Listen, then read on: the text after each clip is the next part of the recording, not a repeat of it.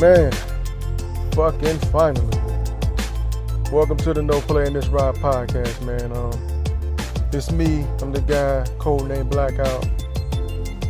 I'm going to be giving you this podcast coming straight from my vehicle, man. That's why it's called No Play in This Ride.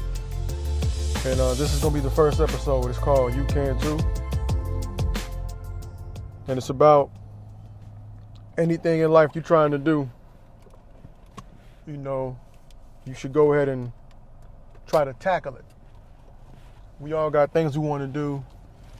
And if you're like me, you're like most people, we tend to procrastinate when trying to do those things, whether it be letting somebody else get in our head or, you know, self-doubt, letting petty obstacles get in the way, or maybe even what they call distraction task, how you do something.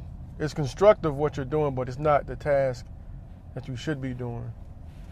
So you kind of trick yourself out of doing the difficult work so that you can do something else that can be done. You know, it's easy. You can get that shit done at any time. So that's what this is about. And for me, this is the first step. And part of me for not giving you like the full intro to this shit. Like I said, this is the No Play in This Ride podcast. I am the guy that is hosting this show, podcast, episode, however you want to call it, codename Blackout. And I'm gonna be, like I said, I'm doing this straight from the car because this is one of my barriers of doing this. And I'm not gonna say how long, I can't be sure about how long I want to do it, but I thought about it. Like at first I think I wanted to do like a YouTube page because I'm like, man, this shit is easy. Like, I'm watching people do this shit. You got people like the guy Tommy Sotomayor who pisses a lot of people off, and you got another guy, I think his name is like the nigga with the tattoos. I don't know if he makes people mad, but I'm like, shit, I want to make people mad on the public forum. Why don't I get in there and do this shit my damn self? And you're going to hear a lot of stuff in the background because I'm doing this shit like directly from the car. You know, I don't have no money for a damn studio. I got a family, so doing this shit in the house is like a no-go. So I'm doing this in the only spot where I have time all of myself, and for me, that's the car. You know, it was all about committing to doing something and seeing it through, because this is like, for me, it's like a stepping stone. Like, one day I want to own my own business or businesses, but like, if I can't commit to coming together and making up a business plan and getting my funds straight, how can I do that? You know? And so this for me is a step towards progression. Like, hey, that's something I want to do. There's a goal I have. Let me go out and achieve it. Let me do some research on it, and then step by step go out there and knock that out. And this was like a small thing. And I mean, it's big to me, but in the grand scheme of life, having a podcast is like a small thing. And I say it because anybody could do it. Like, you could do it. You know, and if you want me to let you know how to do it, let me know, and I'll let you know. I'm going to give you guys all where I can be reached and everything towards the end of this, if anybody wants to get in contact with me. I hope you guys stick with me as I go through trying to get this thing together and make it work, because I've never done anything like this before. Like, I'm tired of wasting my time arguing with people on social media sites, getting my point across. I figure I might as well make anywhere I go home court. And that way, if I do this podcast, you got to listen to me, then you got to give me feedback, and if you don't agree with some shit I said. And that's how I get you. But it's also for me to put out, you know, information and my opinions on what I feel about certain things. You know, I'm not really 100% sure of what I will focus on. I think it's going to be mostly politics and news and music, entertainment, just daily events, current events, things like that. Or any information I come across I feel like, you know, can help people. But it's going to be some bullshit. I'm going to try to make it fun. Like, I don't want it to be fucking NPR news radio, which is fantastic, by the way. They have a few good podcasts on NPR, but I want mine to be super casual, more laid back, more, hey, this will happen to me this week. So don't look for me to be speaking properly the whole time. Hell no, you're going to get me rough and raw like I normally am. Like, you're going to get the full brunt of how I feel about situations and how I see events in life affecting people around me, because that's the shit we deal with every day. And you know, like, that's why doing this for me was such a big deal, because I said, man, I can't do it. I want to do it, but I can't. So I'm going to do it. And I'm trying to get away from that gonna do, I want to do, to like I'm doing the shit. And that's what this is. This is me doing. You know, somebody told me, I forgot who it was. He told me that somebody told him, they said, don't shit on yourself. You know? Go out there and fucking do it. You want to get in shape? Go to the gym. You want to be more intelligent? Study. Better yourself at all times. Be around people that are bettering themselves. And, you know, once you get that, you catch that wave, and you can affect somebody else's life for the positive, do that. Keep the momentum going. God knows in this world we could use some good positive energy right now, with all the bullshit going on. People marching, people getting shot at, tiki torches, people worrying about statues and shit, you know, arguing over sports. And so, you know, some of that is, you know, some of the arguing over sports and some of that is innocent, is fun. But like, you know, a lot of that has serious connotations to it. And I'm going to get into all that shit. How I feel about it. Is it right? Is it wrong? You know, are we disrespecting the military? Are we not? Are they, let me say, because I'm not a player, but still. Yeah, these are some of the things I want to talk about. And this podcast is going to grow. Like, I'm going to have to grow. Because one day I hope to eventually be in the studio. I have nobody funding this but me. So maybe one day I can get into a situation where the sound's going to be A1. But for now, you're going to get me in the car. Until I can make some money to be somewhere else, this is it, baby. Unless you want to donate to me some type of way, sponsor the kid, this is it. I'm going to be in the car doing this shit. And you're going to hear the blinker. You're going to hear the wind, you're going to hear the road, you're going to hear everything. Because right now, that's the way I got to get it. I got to get it how I live. That's why you can too. Cut all the bullshit out. And make sure you focus on your goal. You should be all right. You know, for anything in life. So, that's the intro to this No Playing This Ride podcast. I'm about to get into this Vegas shit and all the other bullshit going on NFL, and I think I'm gonna start with that. So this is my stance on the NFL. You have athletes who have worked their entire lives to be in the position they are in, who, whether you agree with it or not, are risking their lives and their well-being every time they step out on that field, that are not breaking any laws, that are trying to bring awareness to a cause that affects me directly as a black man and affects a bunch of other people, whether it be the black men themselves, their families, their friends. It affects us. We think about this every day. The things some white people don't have to think about, it's on our mind. It don't matter how much money you got. People are like all these entitled, ungrateful NFL players. Who do they have to be grateful to other than themselves? Like, I understand the organization and the league, and that's the political thing to say, like, oh yeah, the league and the team has done so much for me, giving me this opportunity. And I'm going to tell you, I disagree with that shit when they say that, wholeheartedly, because they chose you like cattle, which I believe is true. They measure you, they put you through these drills to see if you're worthy or not. They inspect you, they check your background and all that. But you put yourself in that position by executing at every level. These NFL players I'm going to assume a lot of them have been working at this longer than people that have become doctors. You dig? And I know it's not a popular thing to say because, when you get down to the bones of it, like which job is more important, obviously it's going to be the doctors.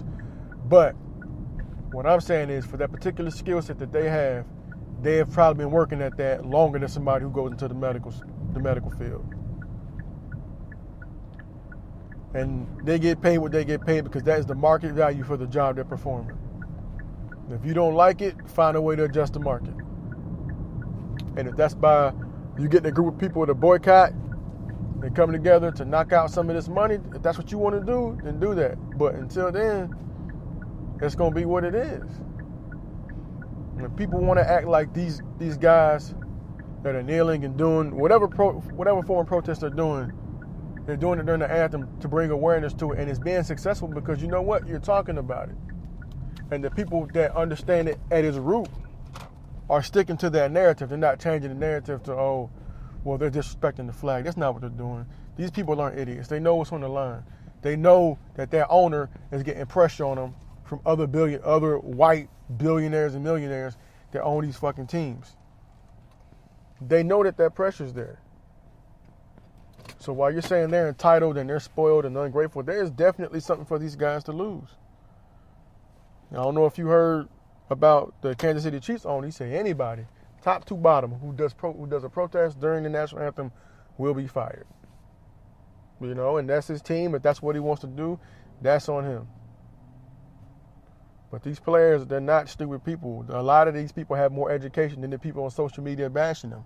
People forget real quick when you do something they don't like, they forget about all the charity these guys put together, all the football camps, how these guys go back and give back to the community during disasters, the people they mentor, the example they set. These guys aren't doing anything wrong. They're exercising their First Amendment right to bring awareness to the injustices and police brutality suffered by colored people in the United States of America. Somebody please tell me what is more American than that. Voicing your opinion when you see something wrong. That's the reason we do what we do. That's why we go overseas when these other small countries are getting fucked with. Right? That's what they tell us anyway. When something's going wrong, we got to call to arms. We got to call to action. We got to go out there and make sure these people are good. That's what we do. But when the wrong segment of society does it, all of a sudden, then it's a problem.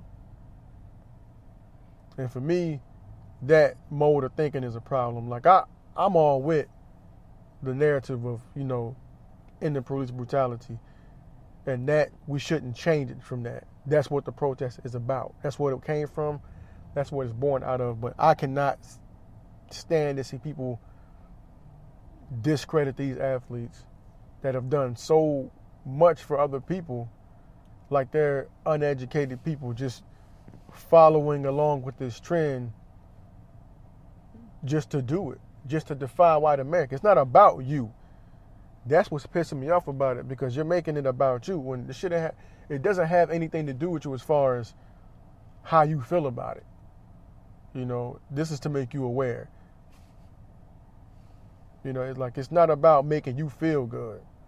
This is about, hey, we're out there dying because people say, oh, I'm not racist. I don't feel that way. This and the third. That's cool. But what's going to happen when your black friend gets stopped by the police and he gets beat the fuck up or shot because a cop may have came at him wrong?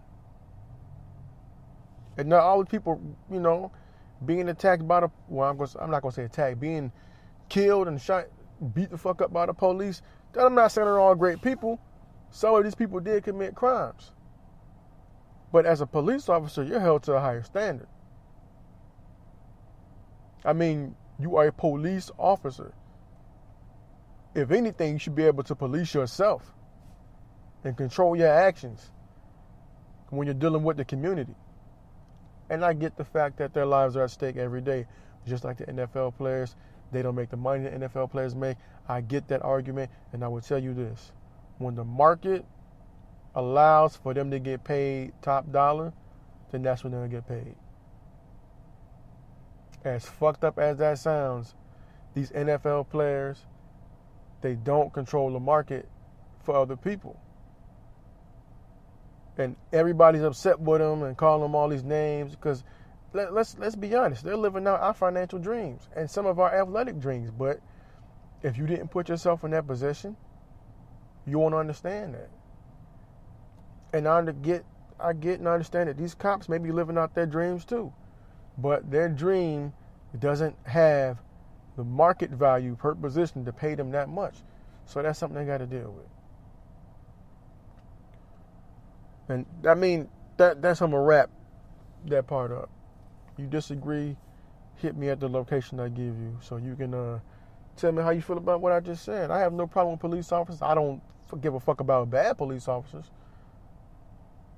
But for the most part, I have no issues with cops. I have been lucky.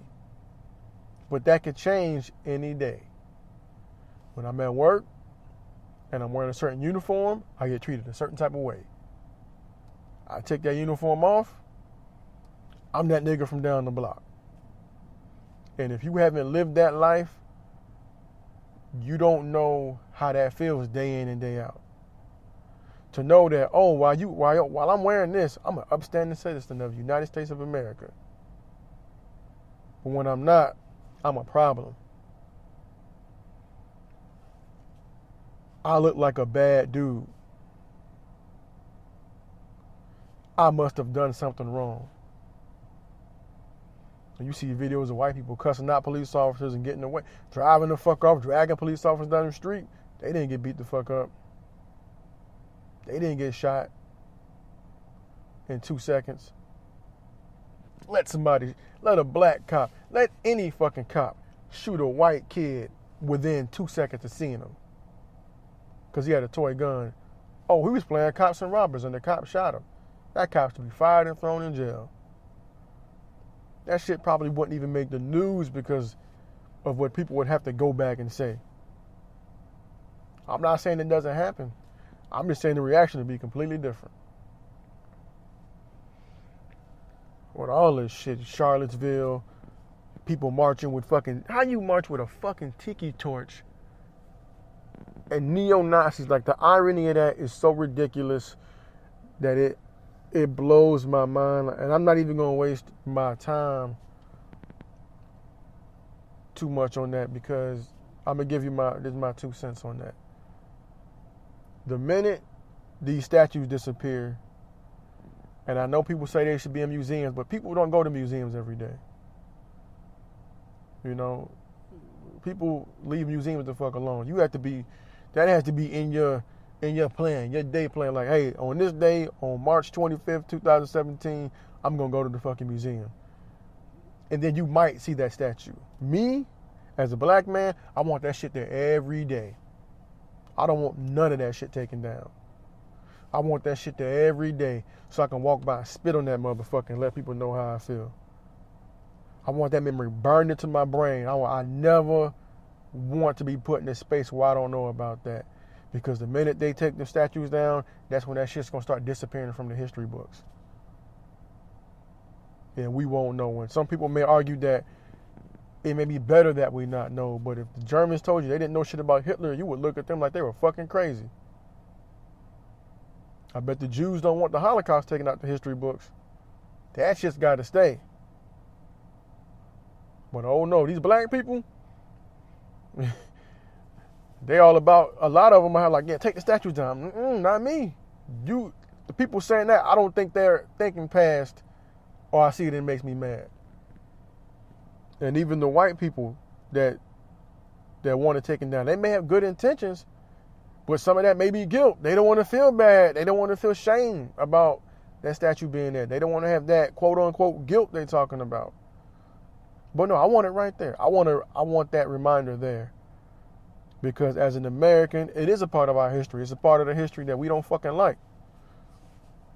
Take those L's, champ. You wanted to succeed, but you did not succeed. We'll leave that monument of failure up so people like me can walk by and spit on it. And the minute a motherfucker say something to me, we can have that conversation. So I can tell them how much of a patriot they are not for having a problem with me spitting on that dusty ass statue And shit, instead of tearing the statues down, we need black people, minorities, build our own. Why not have a fucking big-ass Cesar Chavez statue in Southern California? Why not have a big-ass Nat Turner statue somewhere in Virginia? I'm with that. Fuck them. Let's build our own statues so they can get some more of our history. Some Martin Luther King statues. Some Malcolm X, who I'm a big fan of. Malcolm X statues. Some Carter G. Woodson statues. Some Garrett Morgan statues. Marcus Garvey. Shit, we need one for Dick Gregory. May my man rest in peace. So how about we focus on building ourselves up and not being so focused on what they're doing? You know, you keep that in your pocket. Just know that history is there and keep it in there. That way we can educate our children and let them know, like, hey, you know, all that glitters ain't gold. This country has a history, so why they telling you to wave this American flag, God bless America? We'll let them know that shit ain't always been roses, and shit ain't even roses now. Now, we're trying to get there, and I believe in the next 50, 60 years, things will get better. You know, that's my personal belief. Because things have progressed some. There's been some progressions, but we're nowhere near equality. I can say I honestly feel that. Nowhere near equality. Until I can find a bunch of white people that want to switch places with my crusty black ass, honestly, I will say that there's the equality, the level of equality is not there. Not that we're looking for at all. On this day, October the 2nd, 2017, I woke up to some bullshit. You know, a sucker individual decided that he wanted to, you know, blow out the windows of Mandalay Bay and start shooting innocent people at a fucking country concert. You know, I really don't have much to say about it other than when I heard about it, I was kind of like, I knew it was bad, but I was numb to it. After all the shit that's happened, I knew like I wasn't really going to be able to conjure any real emotion for it. And it's fucked up when you say it and you hear yourself say something like that, but it's the truth. I'm just trying to be honest. I don't have to please anybody. This is my fucking podcast, champ. But yeah, I was really numb. Like, it's terrible, like, to read that. You know, 50 plus dead, 400 plus injured. It's crazy. But I'm just numb. Like, there's been so many shootings and bombings and all this other shit going on that, you know, like, I don't have any emotion left for that shit. I really don't. I'm more concerned with my own personal life and focusing on that, you know. And if I sound cold, hey, it is what it is.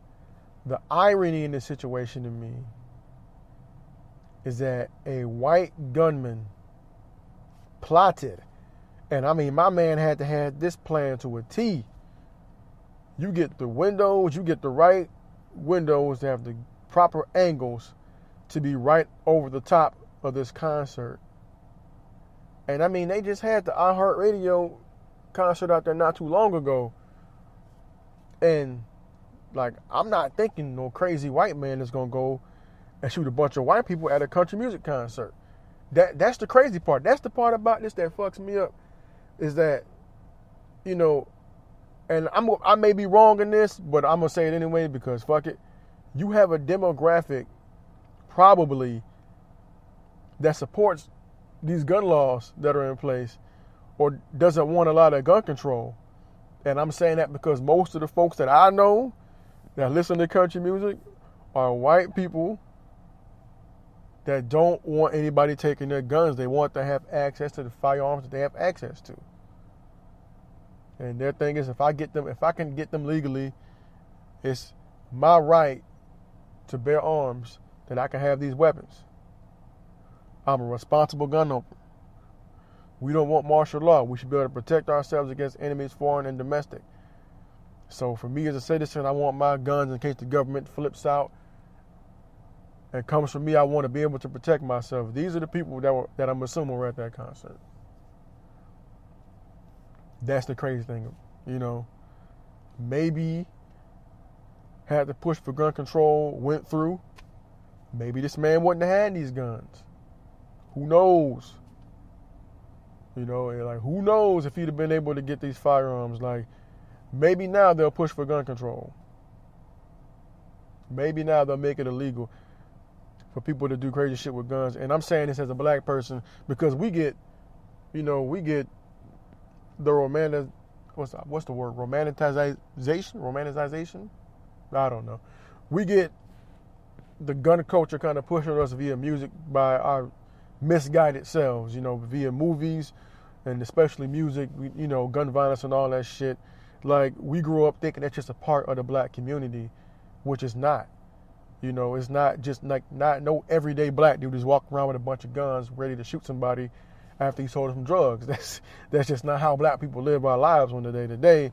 But it's believable to the masses because that's what they get from the fucking media. But that's not the truth. So for me, it's a concern for me. Like, I would like to see gun reform passed because I want it to be harder for people to profit off selling my people these guns because they're getting here somehow. Like, we don't own these gun manufacturing companies. Like, the people that say black people kill each other, black on black crime, some of these motherfuckers are the same people selling us guns. Whether it be legally or illegally, they're making money off the gun culture. So I would like to see gun reform for that reason alone. And everybody was calling Obama all types of monkeys and niggers and all this other shit. If you're like pro-gun, I hope you paid attention today. I really hope you paid attention today and sat and thought about this shit. Like, what's the NRA's reaction to this? What's the NRA saying? You know, like, what do you say? Are you like, God damn it, he's fucking it up for everybody? Is that what you're feeling right now? I would hope so.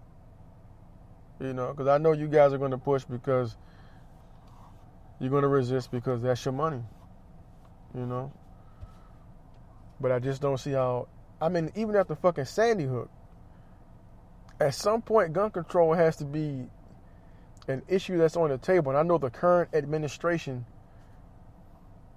and all his subordinates may not see it as such, but that is the situation at hand.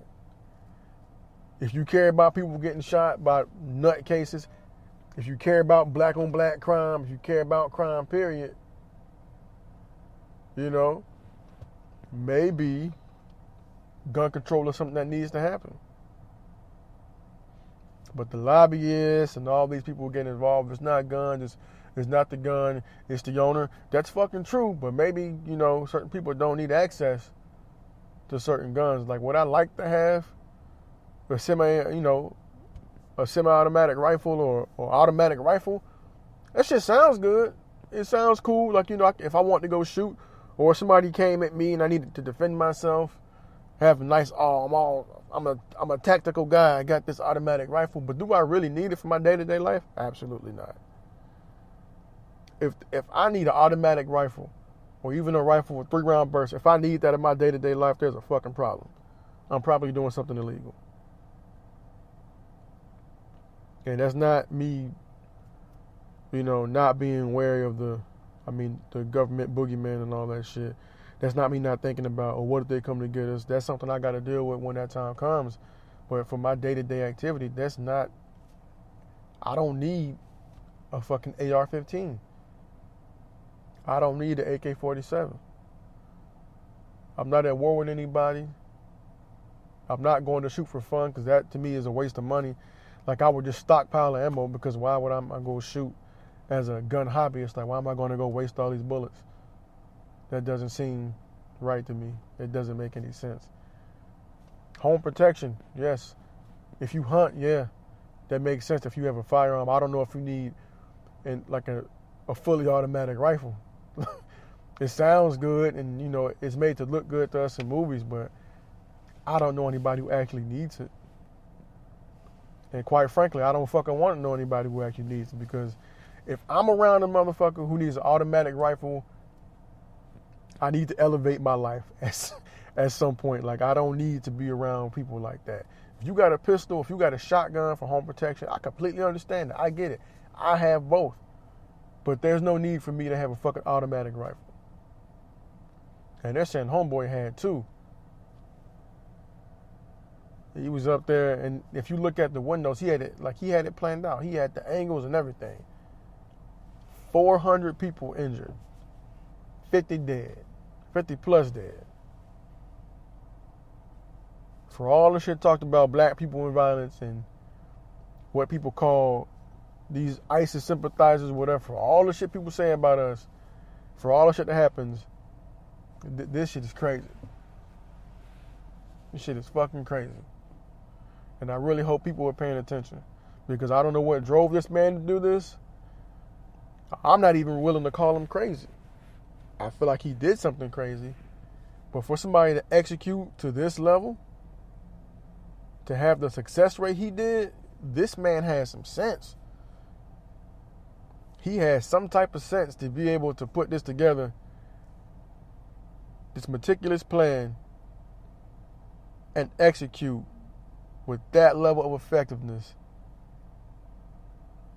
This guy is somebody who has it all together, who just made a really shitty choice in life, a really cowardly choice in life, to go out and kill and harm a bunch of people. You know, and I hope, if there is anybody else involved, I hope that person is captured immediately and beaten to death with like a pantyhose full of like golf balls or pool hall balls or some shit like that, a bag of nickels, some rusty nails. Beat that motherfucker to death, because anybody that does this is sadistic. That is sadistic. The amount of terror caused, and I'm not saying like, oh, terrorist trauma. It is, but it isn't. The amount of terror and trauma, mental trauma, that I'm assuming you would cause somebody after them seeing people get shot, not knowing where the fucking shots are coming from, scared to move, out of nowhere. Some of them probably been drinking there at a concert, like they're there to have a good time. I'm assuming a vast majority of these people were tourists from out of state, maybe from around the world, and they go out there to have a good time, and next thing they know, people getting shot the fuck up. Because why? Because X. As of right now, nobody knows. And the crazy thing is somebody is celebrating Mr. Petter. Somebody is celebrating this action, just like they did when that idiot in Charlottesville hit that lady with the car, hit those people with the car, and killed a white woman, which is crazy. And just like that asshole Dylan Roof who shot up that church full of black people. Like they did the Sikhs in, I think, Wisconsin. Like, people are celebrating somewhere. Somebody is celebrating this act. The thing that doesn't add up together for me is the demographic. Dylan Roof shot up black people in the church. Unfortunately, in America, that makes sense. White guy doesn't like black people, goes to a church, kills them. Like, oh, figure, yeah. Skinny white dude with a fucked up haircut in the backwoods somewhere, shot up, yep. Shots people to fuck up, black people in the church, that makes sense.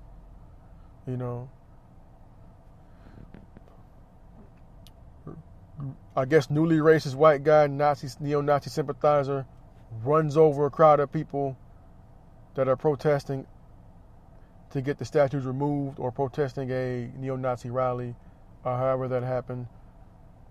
He drives through a crowd of people that are, I think, majority white, and some black people, drives through that crowd of people, kills one white woman.